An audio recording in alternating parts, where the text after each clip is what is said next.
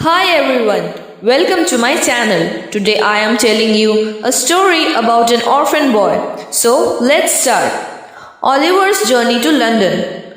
Life of Oliver had become miserable at the Sowerberry due to no Claypool. One night, Oliver decided to run away to London. He walked on and was cold and hungry. Early on the seventh morning after he had left his native place, Oliver limped slowly into the little town of Barnet. He sat crouching with bleeding feet and covered with dust upon a doorstep. Some people stopped to gaze at Oliver for a moment or two or turned round to stare at him as they hurried by, but none relieved him. Oliver was roused by observing that a boy who has passed him carelessly some minutes before has returned and was now surveying him most earnestly from the opposite side of the way. He walked up to Oliver, said, "Hello." The boy was about his own age. He was snub-nosed, flat-browed, dirty-looking boy. He was short and had little sharp, ugly eyes. His hat was stuck on the top of his head. He wore an oversized man's coat with the cuffs turned back and kept his hands in his pockets. "I am very hungry and tired," replied Oliver tearfully. "I have walked a long way. I have been walking these 7 days." "Walking for 7 days," said the young gentleman.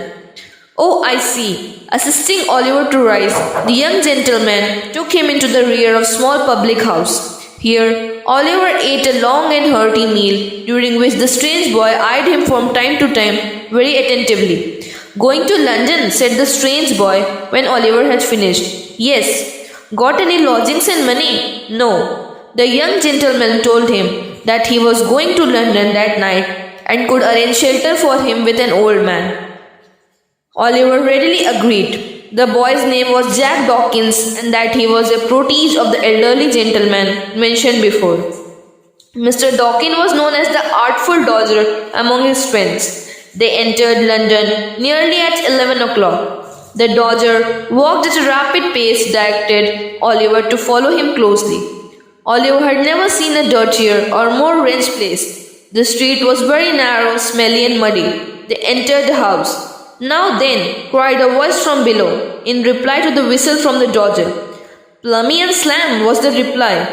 This seemed to be some watchword or signal. A man's face peeped out. He motioned them downstairs.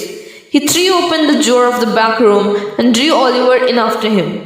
The walls and the ceiling of the room were dirty. There was a deal table before the fire, on which were a candle, a ginger beer bottle, 2 or 3 pewter pots, a loaf of butter, and a bread, and a plate.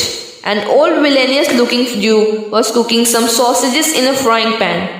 He had thick matted red hair. Seated round the table were 4 or 5 boys, none older than Dodger, smoking long clay pipes and drinking spirits as grown-up men. Dawkins whispered a few words to Jew and the boys. "This is him, Fagin," said Jack Dawkins. "My friend Oliver Twist." The Jew grinned, and one by one they all shook hands with him, exhibiting their pleasure at seeing him. In the midst of the boisterous shouts, they sat down for the supper. Oliver ate his share, and Jew then mixed him a glass of hot gin and water, telling him to drink it off. Immediately afterwards, he fell asleep into a deep sleep.